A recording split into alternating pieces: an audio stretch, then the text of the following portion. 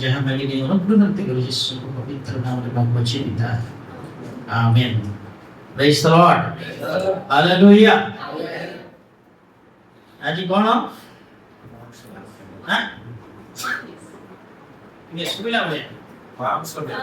Palm Sunday क्या है ये? विजय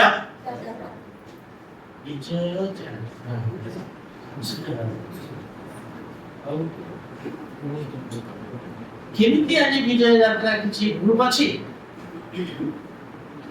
आज्ञा प्रमाण किछि अछि कि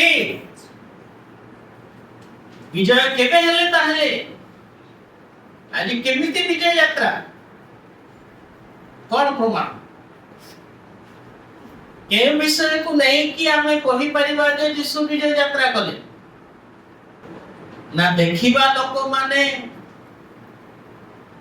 कहउछंती बोली आमे कहि देलु ना काला जणे गुटे शब्द सुनिला कौन बोली बाव बटा सुनला से तेणु से कौन चित्कार करछि बाघ बाघ बोली चित्कार करछि आ सेकार पद ताकु जणा सेही भलिया आम जीवन बाम संडे मिलुछ एक दिन तो नहीं लाए हां अजरी पर्व काई आपण माने प्राप्त गुटे भी नहीं त केमती खजरी पर्व आगे मजा नहीं सुनो मुझे हमसे ये तीन टा कथा जानिबा अति जरूरी विषय अटे कि यीशु आज काहे कि विजय यात्रा बोली कि यरूशलेम तो बहुत थोर जाइछन मन नहीं जहन 1847 अछि कोन लिखै छै कते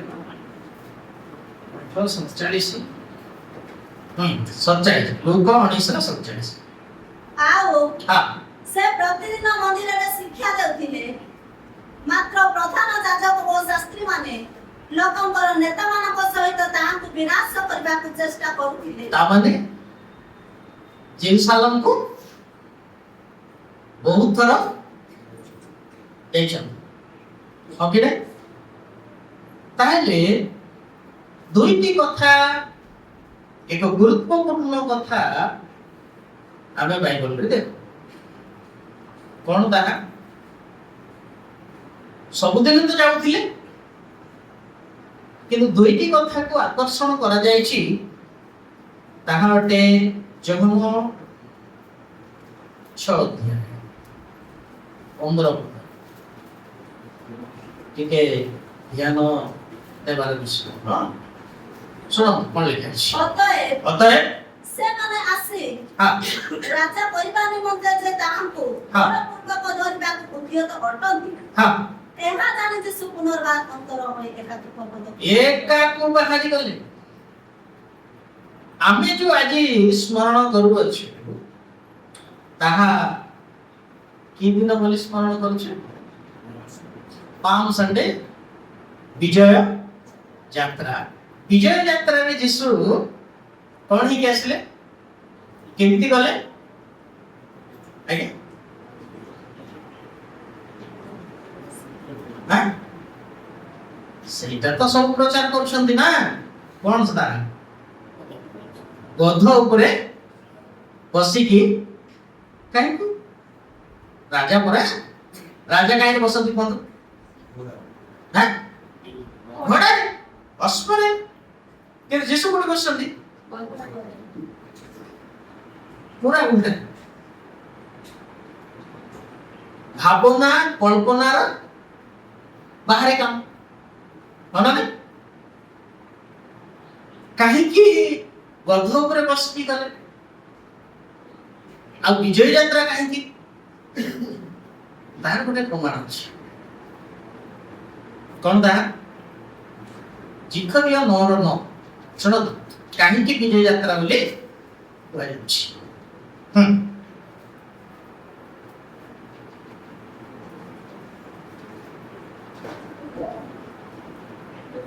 गो सियोन मन्य हाँ अतिशय उल्लास करो अतिशय उल्लास कर गो जेरूशलेम मन्य गो जेरूशलेम करने जयध्वनि करो जय ध्वनि कर देखो देख तुमर राजा तुम निकटକୁ ଆସୁଅଛନ୍ତି तुम्भर राजा तुम निकट को ଆସୁଅଛନ୍ତି आसुअछंती ସେ ଧର୍ମମୟ ଓ ପରିତ୍ରାଣ ବିଶିଷ୍ଟ ସେ ନମ୍ରଶୀଳ ଓ ଗର୍ଦ୍ଧବ ଉପରେ ଅର୍ଥାତ୍ ଅର୍ଥାৎ ଗର୍ଦ୍ଧବୀର ଶାବକ ଉପରେ ହଁ ଆରୋହଣ କରି ଆସୁଅଛନ୍ତି ହାଲେଲୁୟା ହାଲେଲୁୟା। କିଏ ଆସୁଛନ୍ତି ରାଜା ଏହା ଭାବୁବାଦୀଙ୍କ ଦ୍ୱାରା ଭାବୁବାଣୀ କରାଯାଇଥିଲା कि से विजयी राजा अटंती आउ ताहा सफल करिबा निमंते प्रभु यीशु ख्रीस्त भाववाणी सफल करिबार अछि कि नै हां कहले ना माथी 5:17 रे कोन कहले माथी 5:17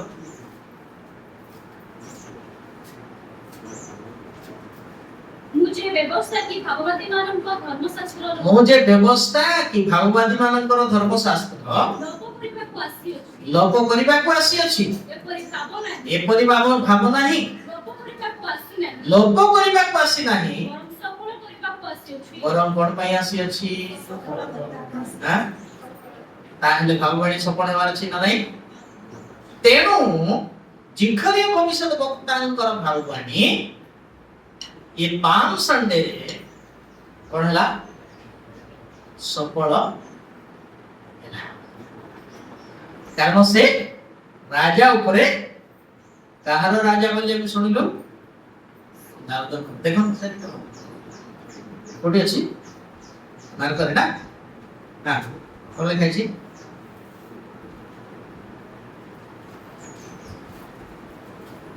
ओ आइले की आम्भମାନଙ୍କ ପିତୃପୁରୁଷ आम्भମାନଙ୍କ पितृपुरुष ଦାଉଦଙ୍କର ଯେଉଁ ରାଜ୍ୟ ଆସୁ ଶୁଣନ୍ତୁ ଆମ୍ଭମାନଙ୍କ 10 ପଦ ଆମେ ପଢୁଛୁ ଆମ୍ଭମାନଙ୍କ ପିତୃପୁରୁଷ ଦାଉଦଙ୍କର ଯେଉଁ ରାଜ୍ୟ ଆସୁଅଛି ତାହା କଣ ଯେ ଧନ୍ୟ ପୂର୍ବ ଲୋକରେ ମୁସାନ୍ନା यस ଏବେ ଦେଖନ୍ତୁ ଏଇ ଯୋଉ ବିଜୟର ଯାତ୍ରା ଅଟେ ତାହା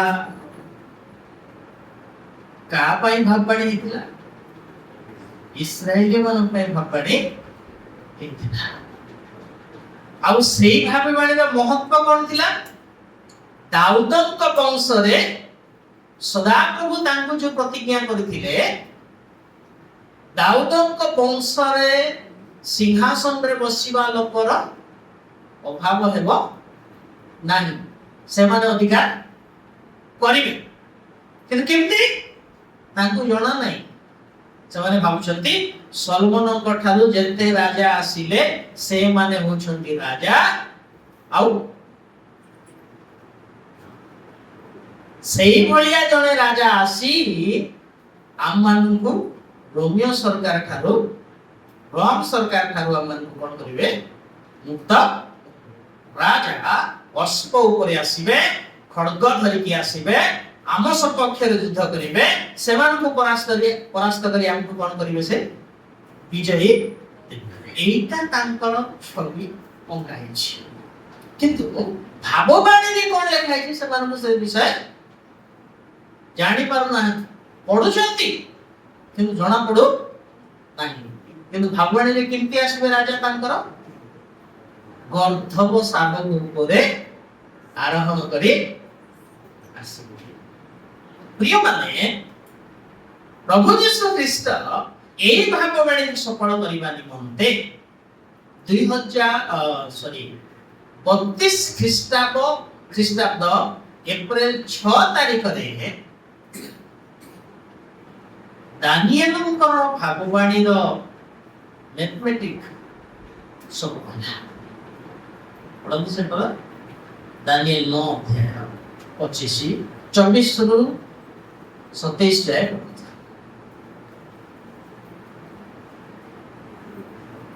ଆଜ୍ଞା ଲଙ୍ଘନ ସମାପ୍ତ କରିବାକୁ ଆଜ୍ଞା ଲଙ୍ଘନ ସମାପ୍ତ କରିବାକୁ। ଓ ପାପର ଶେଷ କରିବାକୁ ଶୁଣନ୍ତୁ, এই পয়েন্ট এই পদକୁ ତଳେ ବର୍ଣ୍ଣନା କରାଯାଇଛି। ଟିକେ ବୁଝିବା ପାଇଁ ଚେଷ୍ଟା କରନ୍ତୁ। ଗରିଷ୍ଠ ଖାଦ୍ୟ। ହଁ, ଆଜ୍ଞା ଲଙ୍ଘନ ସମାପ୍ତ କରିବାକୁ ଆଜ୍ଞା ଲଙ୍ଘନ ଗୋଟେ ଦିନ ସମାପ୍ତ ହେବ। ତାହା କରିବା ପାଇଁ, ଓ ପାପର ଶେଷ କରିବାକୁ ପାପର ଶେଷ କରିବାକୁ, ଅଧର୍ମର ପ୍ରାୟଶ୍ଚିତ କରିବାକୁ ଅଧର୍ମ ନିମନ୍ତେ ପ୍ରାୟଶ୍ଚିତର ବଳି କରିବାକୁ, ଆଉ ଅନନ୍ତ କାଳ ସ୍ଥାୟୀ ଧର୍ମ ଆଣିବାକୁ ଅନନ୍ତ କାଳ ସ୍ଥାୟୀ ଧାର୍ମିକତା ସ୍ଥାପନ କରିବାକୁ, ଦର୍ଶନ ଓ ଭବିଷ୍ୟତ ବାକ୍ୟ ଚିତ୍ରାଙ୍କନ କରିବାକୁ ଆଉ ଯୀଶୁଙ୍କ ବିଷୟରେ ଆଉ ଏଇ ସବୁ ବିଷୟରେ ଯୋଉ ଭାବବାଣୀ ଏବଂ ଦର୍ଶନ ପରମେଶ୍ୱର ତାଙ୍କ ଦାସ ମାନଙ୍କୁ, ଭବିଷ୍ୟତ ବକ୍ତା ମାନଙ୍କୁ, ଯାଜକ ମାନଙ୍କୁ ଦେଇଥିଲେ, ତାହା ସଫଳ କରିବାକୁ ଓ ପବିତ୍ରତମକୁ ଅଭିଷିକ୍ତ କରିବାକୁ ଆଉ ପବିତ୍ରତମଙ୍କୁ ଅଭିଷେକ କରିବାକୁ ତୁମ ଲୋକଙ୍କର ତୁମ୍ଭ ଲୋକଙ୍କର ଓ ତୁମ ପବିତ୍ର ନଗର ନିମନ୍ତେ ଆଉ ତୁମ ପବିତ୍ର ନଗର ନିମନ୍ତେ 70 ସପ୍ତାହ ନିରୂପିତ ହୋଇଅଛି। ପଏଣ୍ଟ କେତେ ସପ୍ତାହ? 70 ସପ୍ତାହ ଆଁ 70 ସପ୍ତାହ 70 ମନେ ରଖିଥା ପଚାର 70 ସପ୍ତାହ। ଏଥିପାଇଁ ତୁମେ ଜ୍ଞାତ ହୁଅ ଦାନିଏଲଙ୍କୁ ପରମେଶ୍ୱର ଯୋଉ ଦର୍ଶନ ଦେଲେ ତାହା ସେ ବୁଝି ପାରୁନାହାନ୍ତି। କିଏ ବୁଝି ପାରୁନାହାନ୍ତି? ଆଜ୍ଞା ଦାନିଏଲ। ତେଣୁ ତାଙ୍କୁ ବୁଝେଇବା ପାଇଁ ଗାବ୍ରିଏଲ ଦୂତ ଆସିଛନ୍ତି ଆଉ ତାଙ୍କୁ ବୁଝାଉଛନ୍ତି। କଣ ବୁଝାଉଛନ୍ତି? ପଢ 24 ପଦର ଭାବାର୍ଥ ଦାନିଏଲ ବୁଝିପାରିଲେ ନାହିଁ। ତେଣୁ ଗାବ୍ରିଏଲ ଦୂତ ଆସି ତାଙ୍କୁ କଣ କରୁଛନ୍ତି? ବୁଝାଉଛନ୍ତି। କଣ ବୁଝାଉଛନ୍ତି? 25 ପଦ। ଏଥିପାଇଁ ତୁମେ ଜ୍ଞାତ ହୁଅ ଏଥିପାଇଁ ତୁମେ ଜାଣ, ଜ୍ଞାତ ହୁଅ ଓ ବୁଝ ଯେ ଆଉ ବୁଝ ଯେ ଜେରୁସାଲେମକୁ ପୁନଃସ୍ଥାପନ ଜେରୁସାଲେମ ପୁନଃସ୍ଥାପନ ହେବ। ଓ ନିର୍ମାଣ କରିବାକୁ ଆଜ୍ଞା ପ୍ରକାଶ ହେବା ସମୟଠାରୁ ନିର୍ମାଣ କରିବା ପାଇଁ ଆଜ୍ଞା ପ୍ରକାଶିତ ଅଧିକ ହେବ। ହଁ, ସେଇ ସମୟ ଠାରୁ ଅଧିପତି ଅଭିଷିକ୍ତ ବ୍ୟକ୍ତିଙ୍କ ପର୍ଯ୍ୟନ୍ତ ଅଭିଷିକ୍ତ ବ୍ୟକ୍ତିଙ୍କ ପର୍ଯ୍ୟନ୍ତ 7 ସପ୍ତାହ ହେବ। କେତେ ସପ୍ତାହ ହେବ? 7 ସପ୍ତାହ। ହଁ, ପୁଣି ସଂକଟ କାଳରେ ହିଁ ତାହା ଛକ ପରୀକ୍ଷା ସହିତ 3 କଡ଼ି 2 ସପ୍ତାହ ପୁନର୍ନିର୍ମିତ ହେବ। ପୁଣି 3 କଡ଼ି 2 ସପ୍ତାହ ଉତ୍ତାରେ ଅଭିଷିକ୍ତ ବ୍ୟକ୍ତି ଉଚ୍ଛିନ୍ନ ହେବେ। ସେ ଅକିଞ୍ଚନ ହେବେ। ଆଉ ଆଗାମୀ ଅଧିପତିର ଲୋକମାନେ ନଗର ଓ ଧର୍ମଧାମ ନଗର ଆଉ ଧର୍ମଧାମ ନଷ୍ଟ କରିବେ ଓ ଓ ପ୍ଲାବନ ଦ୍ୱାରା ଆଉ ପ୍ଲାବନ ଦ୍ୱାରା ତାହାର ଶେଷ ତାହାର ଶେଷ ହେବ। ହେବ। ପୁଣି ଶେଷ ପର୍ଯ୍ୟନ୍ତ ହିଁ ଯୁଦ୍ଧ ହେବ। ପୁଣି ଶେଷ ପର୍ଯ୍ୟନ୍ତ ହିଁ ଯୁଦ୍ଧ ହେବ। ନାନା ଉଚ୍ଛିନ୍ନତା ନିରୂପିତ ହୋଇଅଛି। ନାନା ଉଚ୍ଛିନ୍ନତା ନିରୂପିତ ହୋଇଅଛି। ପୁଣି ସେ 1 ସପ୍ତାହ ପର୍ଯ୍ୟନ୍ତ 1 ସପ୍ତାହ ପର୍ଯ୍ୟନ୍ତ ଅନେକଙ୍କ ସହିତ ଦୃଢ ନିୟମ କରିବ। ଆଉ ସପ୍ତାହର ଅର୍ଧେକ କାଳ ଯଜ୍ଞ ଆଉ ନୈବେଦ୍ୟ ନିବୃତ୍ତ କରାଇବ। ଆଉ ଘୃଣାଯୋଗ୍ୟର ବସ୍ତୁ ସକଳର ପକ୍ଷ ଉପରେ ବିନାଶକ ଜଣେ ଆସିବ। ପୁଣି ନିରୂପିତ ସମୟ ତାକୁ ଯୋଉ ଦିଆ ହେଇଛି ସେ ପର୍ଯ୍ୟନ୍ତ ବିନାଶକ ଉପରେ କ୍ରୋଧ ଢଳାଯିବ। ଏବେ କୁହନ୍ତୁ କେତେ ଜଣ ବୁଝିଲେ? ଆଜ୍ଞା ଓଡିଶୀ ନା ଦେଲୁ କିନ୍ତୁ କିଛି ଭିତରେ ପଶିଲା ନାଇଁ। କିନ୍ତୁ ବାବୁ ପଶିଲା କି ନାଇଁ? ଶୁଣନ୍ତୁ, 4 ଜଣ ରାଜା ଆଜ୍ଞା ଦେଇଥିଲେ। ଯେତେବେଳେ ଏମାନେ अर्थात इस्राएलियों माने परमेश्वर को छाड़ी निजर बुद्धि ज्ञान रे आउजी विजाति मानकर देवादेवी को निजर ईश्वर बोली मानिले सेते बेले इस्राएल परमेश्वर परित्याग करथिले असुरिया हस्तरे होइतली माने अछि आइ वर्तमान यहूदा परमेश्वर कोन कले सेही काम करिबा बाबिलोन हस्तरे समर्पण बुझियो तो सेठी केते वर्ष माने दासत्व खटिबे 70 वर्ष ये 70 वर्षर शेष रे परमेश्वर एमानंकु तहिर उद्धार करिबे कोड उद्धार करिबे बाबिल रु उद्धार करिबे यहाँ जिर्मिया भविष्यत वक्ताଙ୍କ द्वारा पर्यंतु 30 अध्याय की 3 पद 30 अध्याय कारण पढोमा कारण सदा प्रभु कहंती देखो देखो ଯେଉଁ ସମୟରେ ଆମେ ଆପଣା ଲୋକ ଇସ୍ରାଏଲର हां ଓ ଯେଉଁଦାର बंदित्व अवस्था ପରିବର୍ତ୍ତନ କରିବା परिवर्तन करिबा ଏପରି ସମୟ ଆସୁଅଛି एपरि समय आसुअछि ସଦା ପ୍ରଭୁ କହନ୍ତି ହଁ ହଁ ଆମେ ସେମାନଙ୍କ ପୂର୍ବ ପୁରୁଷମାନଙ୍କୁ ଯେଉଁ ଦେଶ ଦେଇଅଛୁ ଦେଇଅଛୁ ସେହି ଦେଶକୁ ସେମାନଙ୍କୁ ଫେରାଇ ଆଣିବା ओके 10 पद भी पढ़ ଏ ହେତୁ ସଦା ପ୍ରଭୁ कहंती ଏ ଆମ୍ଭର ଦାସ ଯାକୁବ हां ତୁମେ ଭୟ କର ନା तुम्हें भय कर नहीं ଅଥବା ହେ हे इस्राएल ନିରାଶ ହୁଅ ନା निराश हुआ नहीं କାରଣ ଦେଖ देखो ଆମେ ଦୂରରୁ ତୁମକୁ दूर तुमको ଓ ବନ୍ଦିତ୍ୱ ଦେଶରୁ ତୁମ ବଂଶକୁ ଉଦ୍ଧାର କରିବୁ बंदित्व देशरु तुम वंश का हम कोन करिबा उद्धार करिबा ପୁଣି ଯାକୁବ ଫେରି ଆସେ ଶାନ୍ତିରେ जाकुब फेरी आसी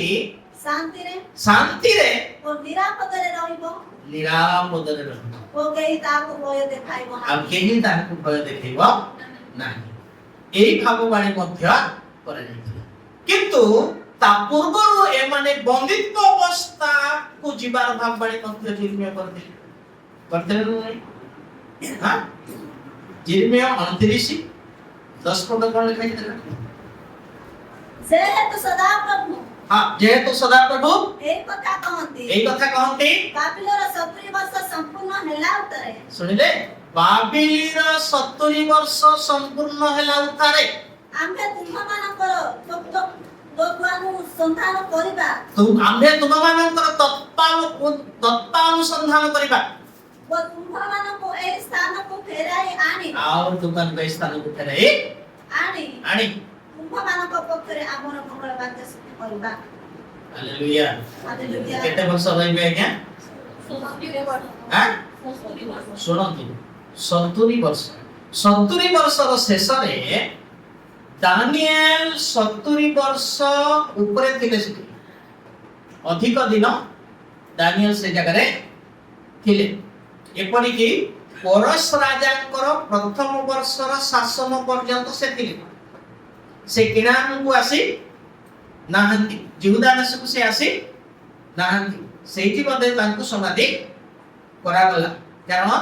सेही समय रे दानिएलकर सुख्याति पडितिला तेनु करी नबुकदनेस्सर जीवन काल सारा तांकर चतुर्थ पुरुष नबुकदनेस्सर तांकर पुओ दीटा जाक पुओ से माने फेलर हे गले तेनु तांकर जुआई सानो जुआई से राजत्व कला तार पुओटे बेलशच्चर तांको भाषा रे नाती को मध्य से माने पुत्र बोली आख्या दउतिले तेरो से पर्यंत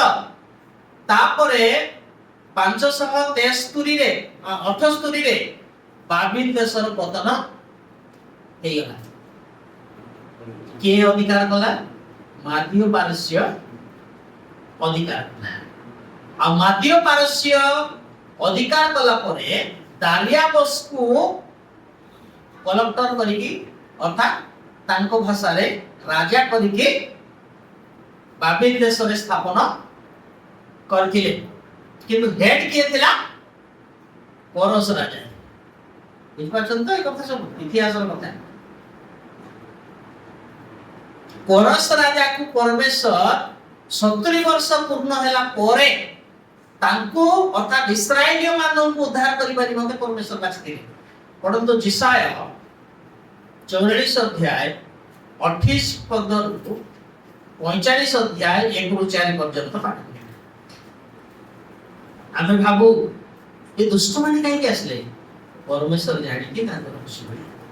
हां 44 28 पद रु 45 अध्याय रो 1 रु 4 आम्हे कोरस विषय पढू आम्हे कोरस विषय कहू से आम्भर पलर बालक से आम्भर पलर बालक आम्भर इष्ट साधन करिवो से जेरूसालेम विषय कहइबो ताहा पुनर्निर्मित हेबो आ मंदिर को हां मंदिर को कहइबो तुम्हारा भित्तिपूर्ण स्थापित हेबो स्थापन हेबो हां पढ सदा प्रभु अपना अभिषिक्त व्यक्तिर अर्थात परस्पर विषय रे एई कथा कहंती आम्भे ताहा सम्मुख रे नाना गोष्ठी की परास्त करिबा निमंते आम्हे परस्पर दक्षिण हस्त धरि अछु आम्हे राजा मानंकर पटिबंधन फिटेई दबा अंटा लूज कर दबा आम्हे ताहा सम्मुख रे कबाड़ सब मुक्त करिबा आ नगर द्वार सब बंद नहिबो आम्हे तुम आगे आगे गमन करिबा करस रोगड़ा स्थान सब समान करिबा आम्हे भीतरर कबाड़ सब भांगी खंड खंड करिबा आ लोभ अरगड़ सब काटी पकइबा पुणे हां अंधकार कृत धन भंडार गुप्त स्थान रे संचित हेतिबा संपत्ति सब तुमको देबा तहिरे तुमर नाम धरि आह्वानकारी आम्भे रे सदा प्रभु इस्राएल परमेश्वर टू एहा तुमे जानिबो आम्भर जाको दास जाकुबो आम्भर मनोनीत इस्राएल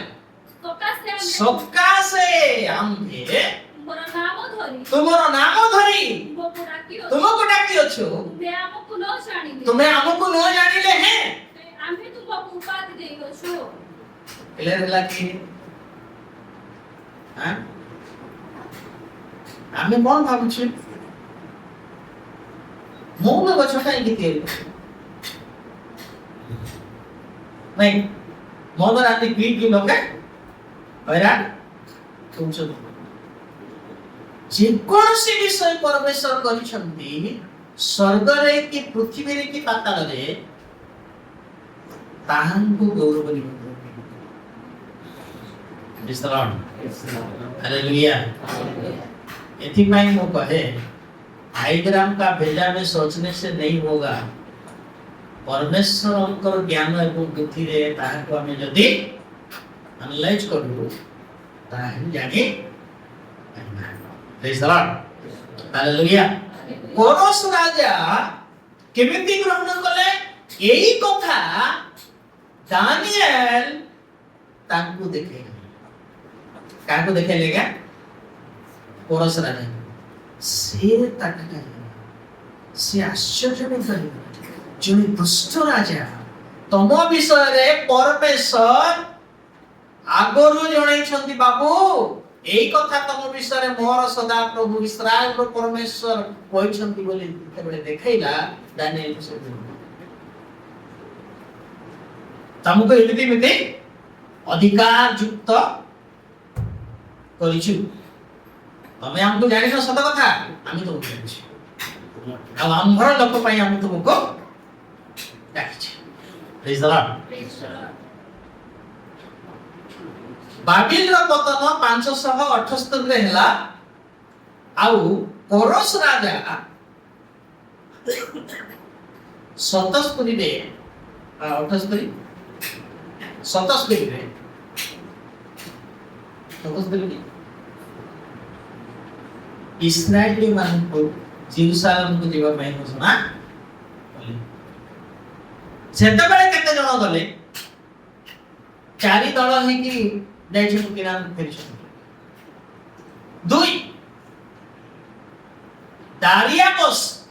এই କଥା ସବୁ ଆପଣ ମାନେ ଏଜରା 1 ଅଧ୍ୟାୟ 1 ରୁ 4 5 ରେ ପଢିବେ, ପାଇପାରିବେ। ଏଜରା 6 ଅଧ୍ୟାୟ 2 ପଦରୁ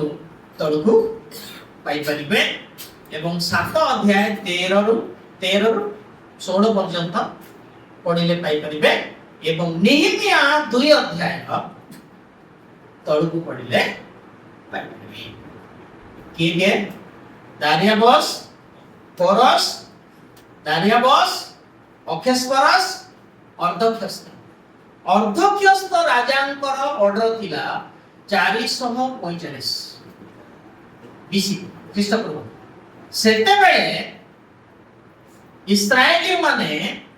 କୋଉଠି ଗଲେ? କିରାନକୁ ଯାଇ ଜେରୁସାଲେମ ମନ୍ଦିର ଏବଂ ପ୍ରାଚୀର ନିର୍ମାଣ କଲେ। ଶୁଣନ୍ତୁ ଏବେ ଧ୍ୟାନ ସହିତ, ଜିହୁଦୀ ମାନଙ୍କର କ୍ୟାଲେଣ୍ଡର ଏବଂ ବର୍ତ୍ତମାନ ଆମର ଏବେ ଯୋଉ ଚାଲିଛି এই କ୍ୟାଲେଣ୍ଡର କାହା ଜାଣିଛନ୍ତି?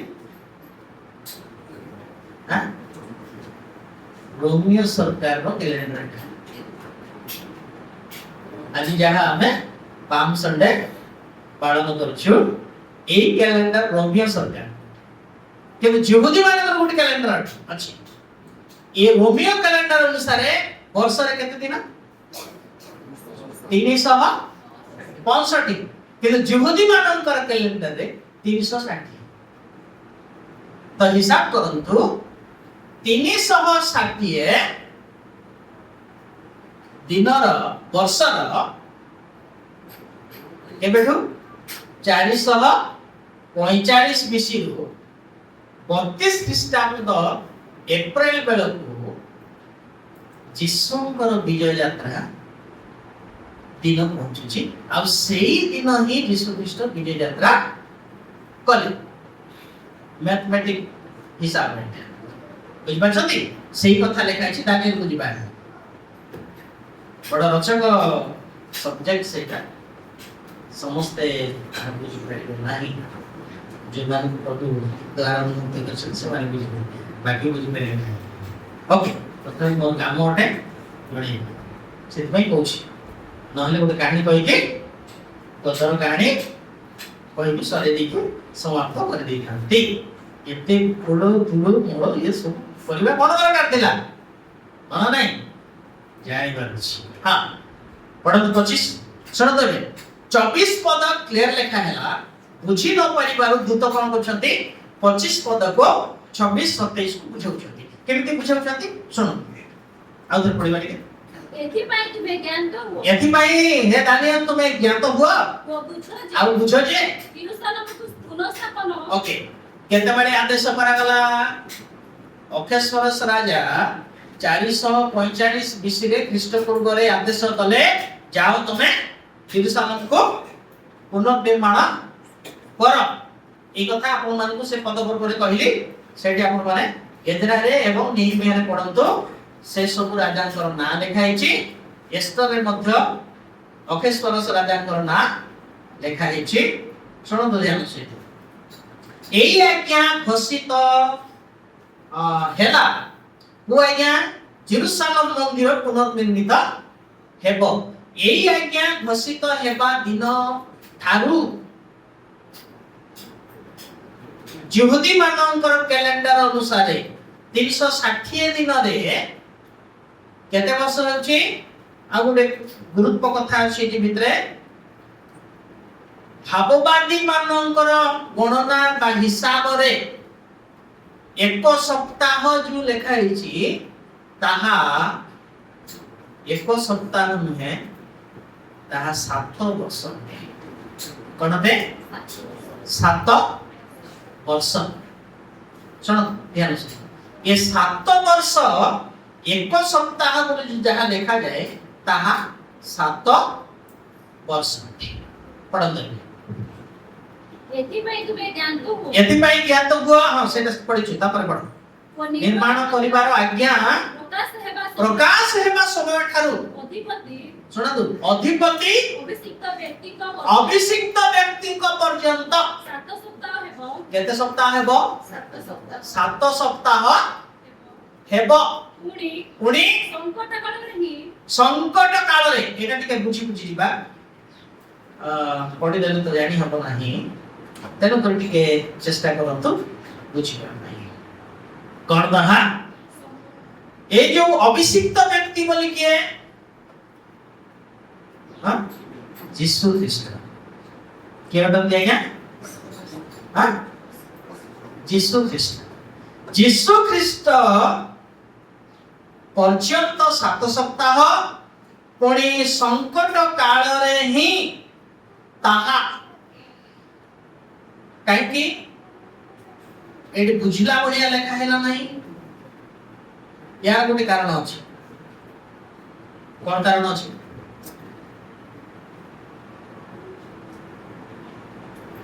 मार्ग 4 अध्याय 10 रु 12 तेबे आपण माने बुझी सीरियल लेखितांते बुझला भलिया लेखितांते काम तो सरितांता से एकाकी दिवस समय हां तांको संगी माने द्वादशंग सहित हां तांको से दृष्टांत गुडिक विषय पचारिबाक लागिले ताहांको से दृष्टांत गुडिक विषय पचारिबाक लागिले एकाकी थिबा समय रे शिष्य माने यीशु पाखु आसी सेति से सेमानन को कहिले सेतिरे से समान को कहिले ईश्वरको राज्य रे निगुण तत्व जानिबा निमंते ईश्वरଙ୍କ राज्यर निगुण तत्व जानिबा पई तुमମାନଙ୍କୁ शक्ति दिया जाय अछि पॉइंट काहकु शक्ति दिया जाय छी बोली कहले शिष्य मान अर्थात यीशुଙ୍କ ठारे विश्वास करी वाक्य अनुसार चालुथिबा लोक माननको ई ज्ञान देछथि हां किंतु से बाहर लोक माननको Point. बोला बोले कहछि जे ता माने भीतर लोक भी अछंती और बाहर लोक भी बुझियो छी हां केदा हमें कोन करछो आंटू गंटी छिटी गला भलिया प्रार्थना करछो प्रभु समस्त जगत को लाभ करो रक्षा करो परित्राण दे होने वाला नहीं है बड़ ऊपर करे मुंड तळ करी प्रार्थना करो काहे बाहर लोक भी अछंती हां तबरे बाहर लोक माननको समस्त विषय दृष्टांत रे कुआ जाय अछि वह या कुछ काहे किया गया हां जे परि से माने देखु ज्ञान जे परि से माने देखु ज्ञात होंती नहीं सुनो बुझंती नहीं काले से माने फेरी आसंती पॉइंट काले से माने फेरी आसंती क्षमा प्राप्त हुअंती एथि पाई से माननको ए ज्ञान ये बाहर लोग की बहुत लंबा से हां बाहर लोग की थी बेगे आई उतना भूलो ठीक करेगा हां ये तो सेटा ही हम मुख रे अछि आमे के आमे सो जाती नहीं है यार आमे संपूर्ण पंचा विदति पढ़ो आमे हां देखेंगे देखिना देखे छी कि बहुत तरह मने नहीं इमती पॉइंट आसले कि मने रहिलो ओके आओ पढ़ो रोमियो नो मते आगु जीवा दो ना हम कोन करी आज्ञा 4 5 जो पढ़ो सुनो तो ध्यान से से माने तो इस्राएलिया पुत्रत्व गौरव नियम समूह व्यवस्था प्रदान उपासना प्रतिज्ञा समूह कार आज्ञा से मानकर माने किए हां स्वजाति के इस्राएलियो माने ए बाइबल टोटल इस्राएलियो मानन पई होते आमर पई नहे એટલે અમે કેମିତି ବୁଝୁଛୁ ତାହେଲେ କହିବି ହଁ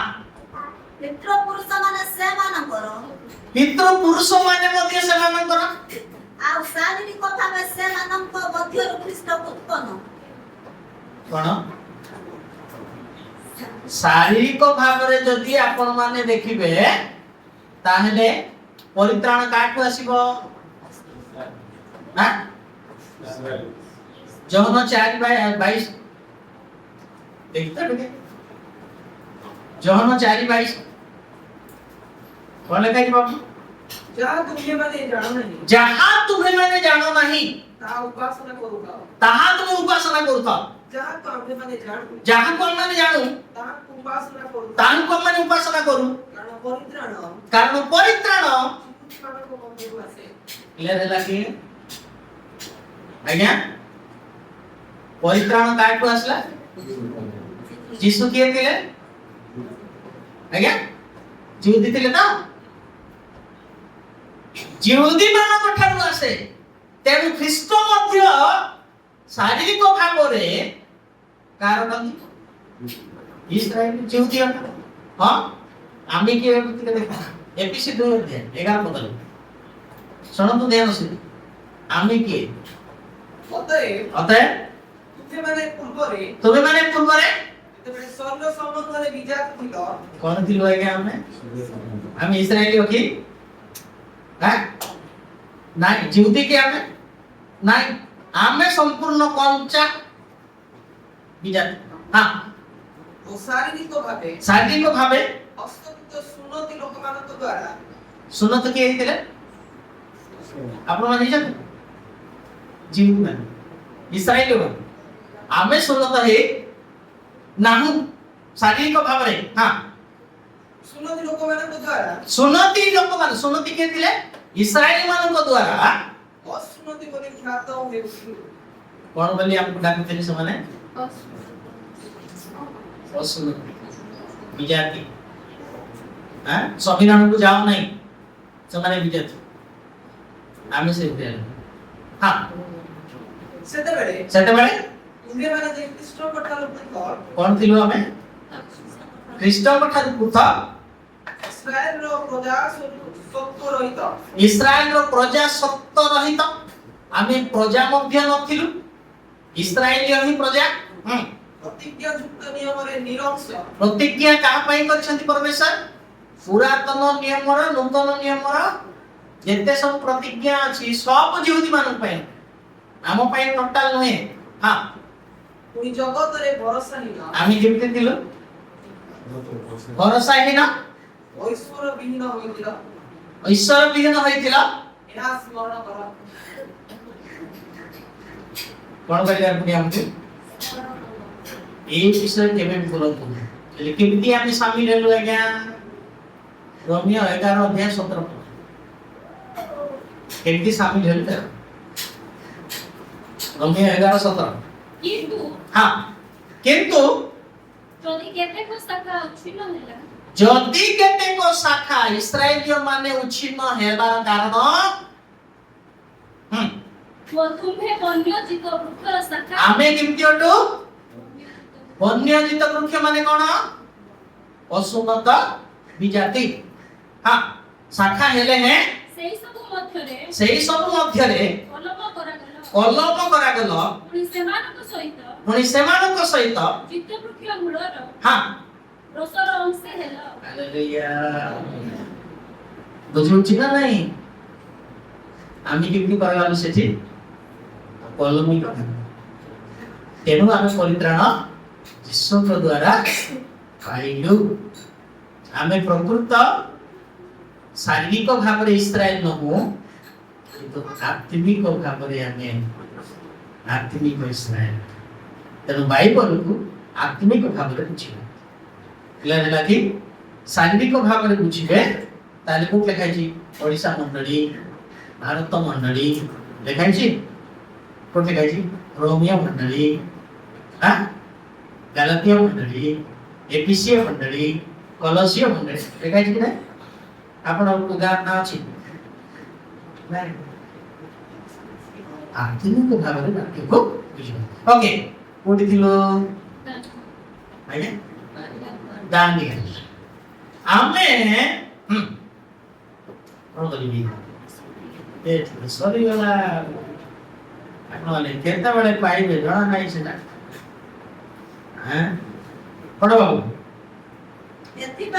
ଏଥିପାଇଁ ତୁମେ ଜ୍ଞାତ ହୁଅ ତୁମେ ହଁ ତଳକୁ ପଢ ପୁଣି ପୁଣି 3 କଡ଼ି 2 ସପ୍ତାହ ଉତ୍ତାରେ 3 କଡ଼ି 2 ସପ୍ତାହ ପଏଣ୍ଟ ମନେ ରଖନ୍ତୁ କଣ 3 କଡ଼ି 2 ସପ୍ତାହ ଉତ୍ତାରେ 2 ସପ୍ତାହ ଉତ୍ତାରେ ଅଭିଷିକ୍ତ ବ୍ୟକ୍ତି ଉଚ୍ଛିନ୍ନ ହେବେ ପଏଣ୍ଟ କିଏ ଅଭିଷିକ୍ତ କହିଥିଲି ହଁ ଯୀଶୁ ଖ୍ରୀଷ୍ଟ ସେ କଣ ହେବେ ଉଚ୍ଛିନ୍ନ ହେବେ ବିଜୟ ଯାତ୍ରା ପରେ ତାଙ୍କୁ କଣ କରାଗଲା ଯୀଶୁଙ୍କୁ ପୁରୁଷାର୍ପିତ এইটাକୁ ଲେଖାଯାଏ ଉଚ୍ଛିନ୍ନତା ବୁଝିହେଲା ତାପରେ ଓ ସେ ଅକିଞ୍ଚନ ହେବେ ସେ ଅକିଞ୍ଚନ ହେବେ ଆଉ ଆଗାମୀ ଅଧିପତିର ଲୋକମାନେ ଆଗାମୀ ଅଧିପତିର ଲୋକମାନେ କିଏ ନଗର ଭଣ୍ଡ ଖ୍ରୀଷ୍ଟ ପଢ ନଗର ଓ ଧର୍ମଧାମ ନଷ୍ଟ କରିବେ ନଗର ଆଉ ଧର୍ମଧାମ କଣ କରିବେ ନଷ୍ଟ କରିବେ ଜେରୁସାଲେମକୁ 2000 ଖ୍ରୀଷ୍ଟପୂର୍ବ 70 ରେ ଟାଇଟସ୍ କଣ କରିଦେଲା ଅଭିଶାପ କରିଦେଲା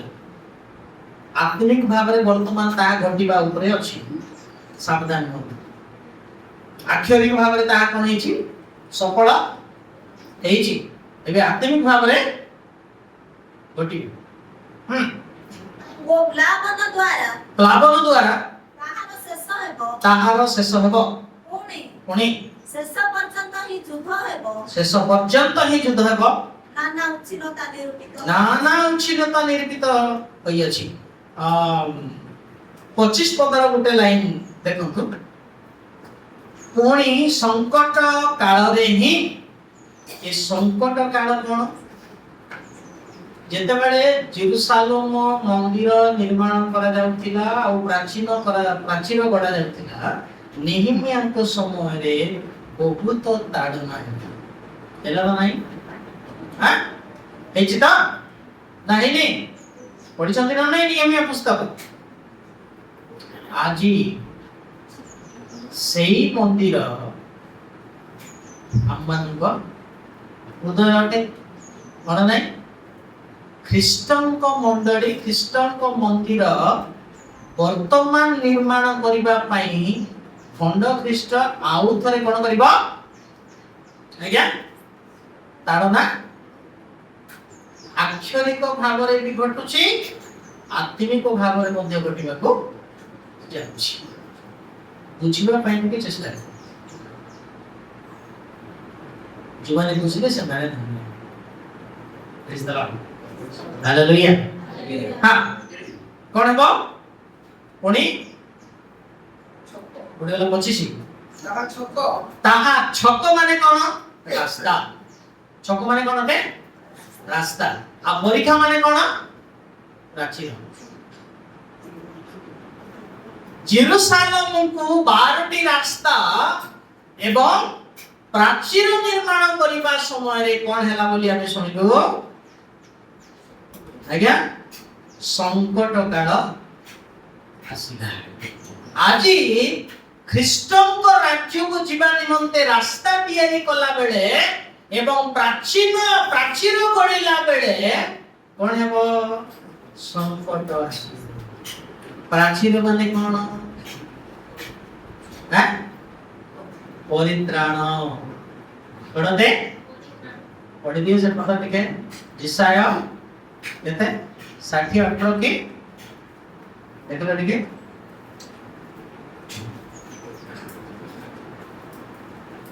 ঠিক କହିଲି ବାବୁ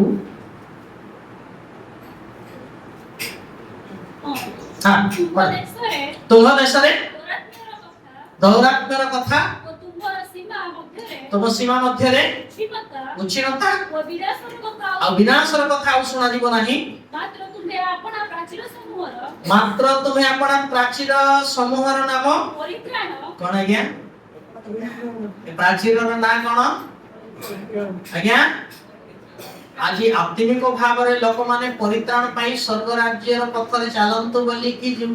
ପ୍ରୟାସ କରାଯାଉଛି, ସେଥିପାଇଁ କଣ ଘଟୁଛି? ସଂକଟ ଘଟୁନାହିଁ, ତାଡ଼ନା ହେଉନାହିଁ, ସମସ୍ୟା ହେଉନାହିଁ, ହଉଛି ତ? ଆତ୍ମିକ ଭାବରେ କେମିତି ସଂଯୁକ୍ତ କରିବେ ତାହା ପରିପକ୍व ଆତ୍ମିକ ପାସ୍ତର ହିଁ ଯୋଗାଯୋଗ କରିବେ ବିଷୟ। ନହେଲେ କାଲା ଆଗରେ ମୁଡ଼ା ଚୁବେଇଲେନି, ଏଟା କଣ ଆଜ୍ଞା, ଏ 3 କଡ଼ି କଣ, ଏ 7 ସପ୍ତାହ କଣ, 1 ସପ୍ତାହ କଣ, ମୁଣ୍ଡ ପାଗଳ ହଉଥିବେ।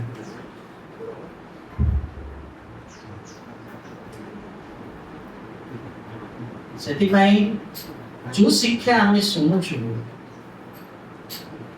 ପାନୀୟ ଜଳ ପରି କ୍ଷୀର ନୁହେଁ, ଏଟା ହାଡ଼ ସହିତ ଥିବା ମାଂସ ଦାନ୍ତ ଷ୍ଟ୍ରଙ୍ଗ ଥିବା ଅଛି। ଆତ୍ମିକ ମନା ହେଲେ ଯାଇ ଏଇ ସବୁ ଶିକ୍ଷାକୁ ବୁଝି ପାରିବା, ଜାଣିପାରିବା, ଆଉ ଏ ମନ୍ଦ ଜଗତରେ ବିଜୟୀ ହେଇପାରିବା। ପ୍ରେଜ୍ ଦ ଲର୍ଡ। ଆସନ୍ତୁ ଏବେ ଦାନିଏଲ। ହଁ, ପରୀକ୍ଷା ମାନେ କଣ ଶୁଣିଲୁ? ପ୍ରାଚୀର। ପ୍ରାଚୀର ମାନେ କଣ? ପରିତ୍ରାଣ। ଆଉ ଛକ ମାନେ କଣ? ରାସ୍ତା। ଜେରୁସାଲେମରେ 12ଟି ରାସ୍ତା ଥିଲା, ଆଉ ସେଇ ପ୍ରଥମ ଗୋଟେ ରାସ୍ତା ଥିଲା ପୂର୍ବ ଦିଗର ରାସ୍ତା। କେବଳ ତାହା ଯୀଶୁ ଖ୍ରୀଷ୍ଟଙ୍କର ବିଜୟ ଯାତ୍ରାରେ ହିଁ ତାହା ଖୋଲା ହେଇଥିଲା, ଆଉ ଖୋଲା ନାହିଁ, ସେଟା ବନ୍ଦ। ବହୁତ ରହସ୍ୟ କଥା ଗୁଡାକ ଅଛି, ଛାଡ଼ ସେତୁ ଯିବା ନାହିଁ, ଆମର ଯାଇକି ଶୀଘ୍ର ପଳେଇବା। ହଁ, ତାପରେ ଏ 3 କଡ଼ି 2 ସପ୍ତାହ ଆଉ 7 ସପ୍ତାହ କଣ ଏଟା? 3 କଡ଼ି ବୋଲେ କେତେ ଆଜ୍ଞା? 3 କଡ଼ି 2 ବୋଲେ 60, 2 ବୋଲେ 62, ଆଉ 7 କେତେ? କେତେ ହେଲା?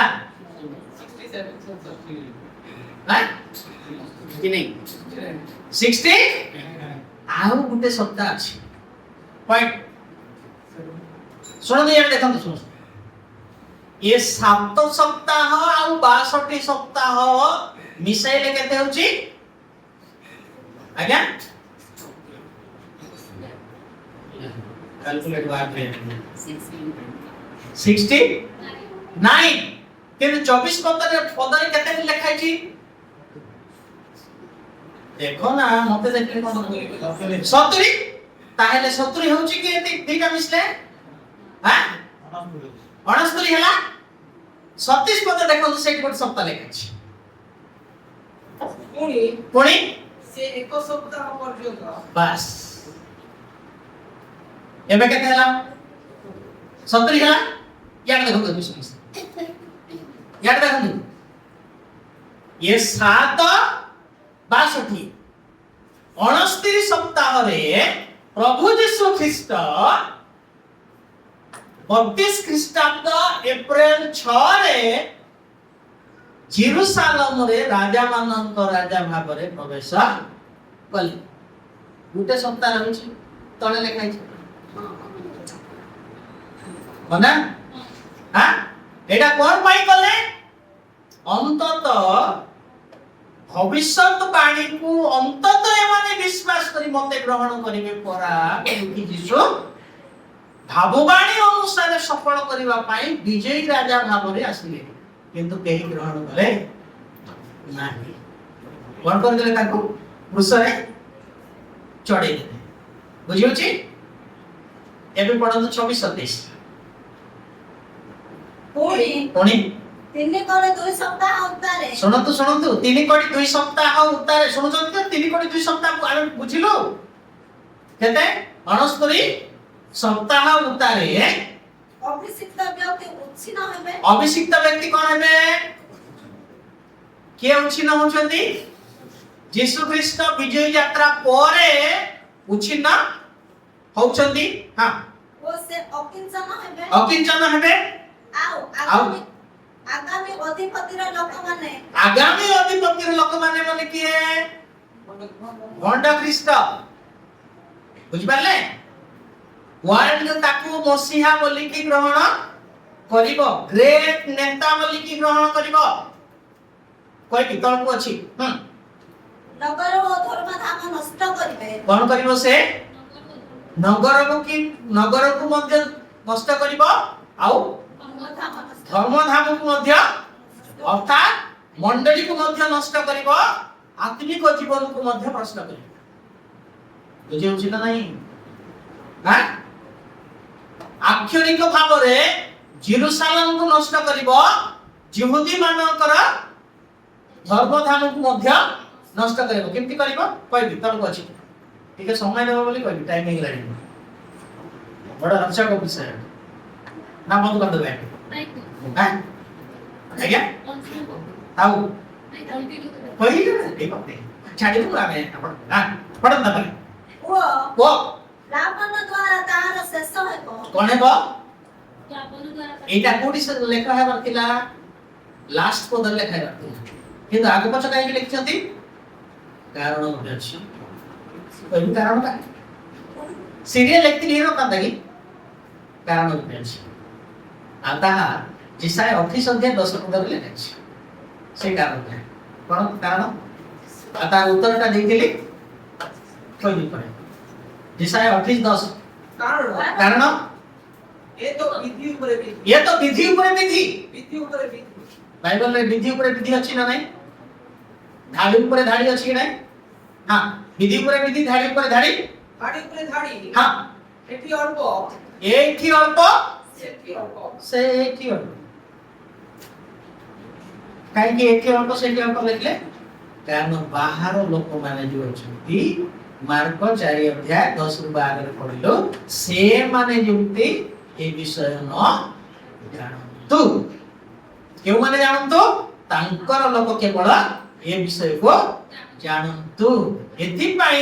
एई वाक्य को बुझिबा पई परमेश्वर मान को ताको अनुग्रह देले पवित्र आत्मा देले से मान को सहाय्य करी शिक्षा देछती प्रेज द लॉर्ड हालेलुया समस्त ए वाक्य बुझि परिबे नाही पवित्र आत्मा दरकार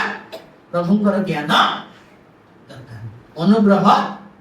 दरकार ताहा पाइबा पई प्राणपण करिबा ओके आसन देबे जिसा दानियल पुणी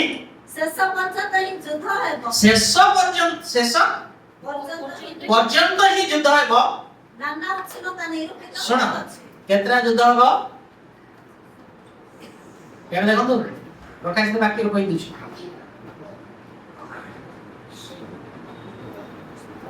महाक्लेश बड़े परमेश्वर युद्ध करिकि तांको परास्त करि टाप कर देबा कथा कि नै होना नै कोन बुझन नै छाड़ दे द्वितीय आगमन बेले कणबा प्रकाशीय आगमन बेले हरबी किदन युद्ध तापरे 100 वर्ष शासन परे गोग आउ मागोग्र युद्ध तापरे सैतान सेति नहीं कोन लिखाइ छी शेष पर्यंत युद्ध हेबो हां तापरे ନାନା ଅଚ୍ୟୁତା ନିରୂପିତ ହୋଇ आउ ये नाना उच्छिन्नता ये जगतर लोक मानक पाई आउ परित्यक्त मंडली भ्रष्ट मंडली दुष्ट मंडली निमंते रखाइछ आज माने 50-50 बिस्किट जिसु भी चाहिए और जगत भी चाहिए ये मानक पाई एटा रखाइछ दुष्ट लोक माने मध्य दुष्ट मंडली परित्यक्त मंडली आउ भ्रष्ट मंडली ए मानक पाई उच्छिन्नता निरूपित होइछि तापर 27 शीघ्र करिवे पढी ସେ ଏକ ସପ୍ତାହ ପର୍ଯ୍ୟନ୍ତ ଅନେକର ସହିତ ଶୁଣ। ଧୂମ୍ରପାନ କରିବ ଖଣ୍ଡ ଖ୍ରୀଷ୍ଟ କଣ କରିବ କେନ ଦେଖନ୍ତୁ ଏବେ ଯିହୁଦୀ ମାନଙ୍କର ମନ୍ଦିର ନାହିଁ ସେଠି ମସଜିଦ ଅଛି ଜାଣିଛନ୍ତି କି ନାଇଁ तो भंड ख्रीष्ट तृतीय विश्व युद्ध एबे की तेबे होतिबे जगत लोक गला सब देश एक हेलेनी इस्राएल कोन करिबो एबे सब गला एई प्रकार परिस्थिति रे भंड ख्रीष्ट आसीबो उभय को समाधान करते कौन कर दो उभय को समाधान कर दो समाधान जेता बेले कर दबो यहूदी माने तमर मसीहा आसले बोली ग्रहण करिवे ताने बुझ पाले काहे बड़ समस्या उठे टली गला पहुंची गला काहे युद्ध हेबा सब देश गुट साइड हे जीवो इस्राएल गुटे गुट साइड अमेरिका पतन हैला नि जानछन कि नहीं अमेरिका सपोर्ट करिवो नहीं कौनसी ख्रिस्टियन कंट्री सपोर्ट करिवे नाही ए मानकर पतन हेई जीवो इस्राएल एकुटिया हे सेता बेले किहे तांको गोटे उद्धार करता आसी की रक्षा करथन ताकि बोलिबा मनोभाव रे थिले सेता बेले भलो विश्वास आउ उभय को समाधान कर दबा इस्राएलिया माननको पई तृतीय मंदिर निर्माण कर दबा सेते बेले यहूदी माननको सहित आपण बाबू एक सप्ताह पर्यंत अनेकଙ୍କ सहित दृढ़ नियम करिवो सुनतो ध्यान से दृढ़ नियम करिवो पनि समानको सहित का सहित यहूदी माननको सहित मु निश्चित भाबरे तुम पई मंदिर निर्माण करी देबी आउ करी देबो हां ओ सप्ताहर अर्धक काल चक्य सप्ताहर अर्धक काल माने कोन 3.5 वर्ष बेड़ कौन कर दबो भंड ख्रीष्ट नियम भांगी दबो यज्ञ वेदी बंद कर दबो नैवेद्य निवृत्त कर दबो आउ तापरे आउ गुणा चक्य वस्तु सकलर पक्ष ऊपर विनाशक जने आसीबो ए विनाशक किए आगे भंड ख्रीष्ट किए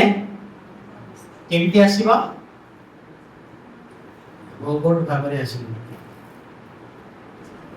एमिति रोबोट तयारी करिवे प्रकाशित 13 अध्याय रे आपण माने पढी छंती ताहाको जीवन दिया जीवन से कथा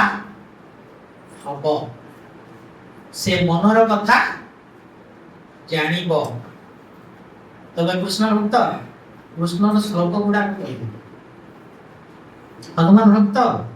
हनुमानर श्लोक गुडा कहबो गणेशर भक्त गणेशर श्लोक गुडा तबे क्रिश्चियन बाइबल रा कथा सब कहबो सीधा तो आंटी पडिबी आउ किछि उपाय काई कि आपनकर मनर कथा से की आंटी गले आज्ञा समस्ते आंटी इयोटे रोबोट भागरे से आसी आउ पढ़ दिया पुणी निरूपित सिद्धि पर्यंत ताकू जो समय दिया है शैतान को के समय दिया है जानि छन नै 12 प्रकाश कर ले छै तार समय पर्यंत विनाशक रूप रे क्रोध धोला जीव एबे काहे कि परमेश्वर ता किछि करना चुप के सब जदि किछि करतांते शैतान कोन करतांता डरी गलो नहीं पारलो नहीं सेति भाई प्रतिबंधक कर देला आम समय थिबा जे देखता ना छाड़ दिता तो कोन करता तो सेति भाई प्रभु ताको अनुमति देछन जा जेते काम खत्म करिबार अछि करिबा ये प्लान तो जी ये प्लान तो तू जदि गड़बड़ करछु बी प्लान हमर रेडी अछि किंतु शैतान को यह ना नहीं प्रेज द लॉर्ड हालेलुया तेणु वाक्य संबल हेबार आज विजय यात्रा अटे क्लियर हला कि ଆଜ୍ଞା ବାକ୍ୟକୁ ଆଜି ଆମ ଜୀବନରେ ପ୍ରଭୁଙ୍କର ବାକ୍ୟକୁ ଯଦି ସଫଳ କରିବା ତାହେଲେ ଆମେ ମାନେ ମଧ୍ୟ ଏ ଜଗତକୁ ପ୍ରଥମ ଜହନ 5 ଅଧ୍ୟାୟ 3 1 ରୁ 4 ଅଧ୍ୟାୟ जे कि यीशु ख्रीष्ट को विश्वास करे ପରେ जे ईश्वर ठाରୁ ଜାତ ଯେ ଈଶ୍ୱରଙ୍କ ଠାରୁ ଜାତ ଆଉ ଯେ କି ଜନ୍ମଦାତାକୁ ପ୍ରେମ କରେ ହଁ ସେ ତାହାକୁ ଠାରୁ ଜାତ ହୋଇ ତାହାଙ୍କ ଠାରୁ ଜାତ ହୋଇଅଛି ବୋଲି ଲୋକଙ୍କୁ ମଧ୍ୟ ପ୍ରେମ କରେ ଲୋକଙ୍କୁ ମଧ୍ୟ ପ୍ରେମ କରେ ଆମ୍ଭେମାନେ ଯେତେବେଳେ ଈଶ୍ୱରଙ୍କୁ ପ୍ରେମ କରୁ ଈଶ୍ୱରଙ୍କୁ ପ୍ରେମ କରୁ ଓ ତାହାକୁ ଆଜ୍ଞା ପାଳନ କରୁ ତାହାଙ୍କ ଆଜ୍ଞା ପାଳନ କରୁ ସେତେବେଳେ ତଦ୍ୱାରା ଜାଣିପାରୁଛେ ଜାଣିପାରୁ ଯେ ଆମ୍ଭେମାନେ ଈଶ୍ୱରଙ୍କୁ ସନ୍ତାନମାନଙ୍କୁ ପ୍ରେମ କରୁଛୁ ଈଶ୍ୱରଙ୍କର ସନ୍ତାନମାନଙ୍କୁ ପ୍ରେମ କରୁଛୁ କାରଣ ଈଶ୍ୱରଙ୍କୁ ପ୍ରେମ କରିବାର ଅର୍ଥ ଈଶ୍ୱରଙ୍କୁ ପ୍ରେମ କରିବାର ଅର୍ଥ ତାହାଙ୍କ ଆଜ୍ଞା ପାଳନ କରିବା ତାହାଙ୍କର ଆଜ୍ଞା ପାଳନ କରିବା ତାହାକୁ ଆଜ୍ଞା ସବୁ ଭାର ସ୍ୱରୂପ ତାହାଙ୍କର ଆଜ୍ଞା ସବୁ ଭାର ସ୍ୱରୂପ ନୁହେଁ ଯେ କି ଈଶ୍ୱରଙ୍କ ଠାରୁ ଜାତ ଯେ କି ଈଶ୍ୱରଙ୍କ ଠାରୁ ଜାତ ପାଇଁ ସେ ଜଗତକୁ ଜୟ କରେ ସେ ଜଗତକୁ ଜୟ କରେ ଆଉ ଯାହା ଜଗତକୁ ଜୟ କରିଅଛି ଆଉ ଯାହା ଜଗତକୁ ଜୟ କରିଅଛି ତାହା ଆମ୍ଭମାନଙ୍କର ବିଶ୍ୱାସ ହାଲେଲୁୟା ହାଲେଲୁୟା କଣ ବୋଲି ବିଶ୍ୱାସ କରିବାର ଅଛି ଯୀଶୁଙ୍କୁ ସର୍ବଜୟୀ ପରମେଶ୍ୱର ବୋଲି ବିଶ୍ୱାସ କରୁଅଛି ପ୍ରେଜ୍ ଦ ଲର୍ଡ କୌଣସି ଶକ୍ତି ତାଙ୍କ ଆଗରେ ଓଭରଟେକ୍ କରିପାରେ ନା ପାତାଳ ନା ମୃତ୍ୟୁ ନା ପାପ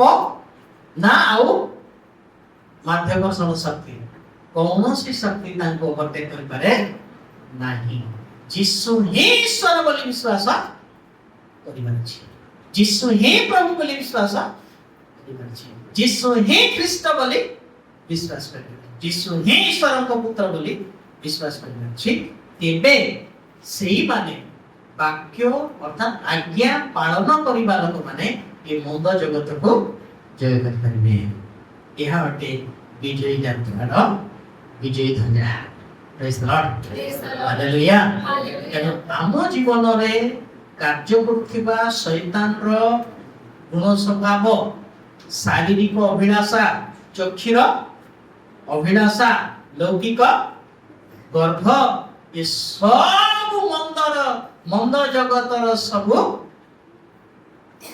ଅଭିଳାଷା ଉପରେ ଯେତେବେଳେ ଆମେ ଜୟ ଲାଭ କରିବୁ ପ୍ରକୃତରେ ଆପଣ ବିଜୟ ଯାତ୍ରା ପାଳନ କରିବେ ନହେଲେ ଆପଣଙ୍କ ଜୀବନରେ ବିଜୟ ଯାତ୍ରା ହେଇନାହିଁ ବର୍ଷକୁ ବର୍ଷ ଏମିତି ଆସୁଥିବ କଦଳୀ ବାହୁଙ୍ଗା ପର୍ବ କଦଳୀ ଧରିକି ନାଚୁଥିବେ ଆଉ ପ୍ରାର୍ଥନା ସରିଲା ପରେ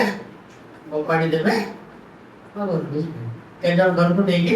ରଖିଥିବେ ଫୁଲ ଖୁଞ୍ଚିଛୁ कुछ काम देने वाला नहीं है मौका मिलेगा तो आने वाला साल में हजूरी और प्रमाण करेंगे प्रभु धन्यवाद कह रहा है आमीन असल प्रार्थना प्रभु को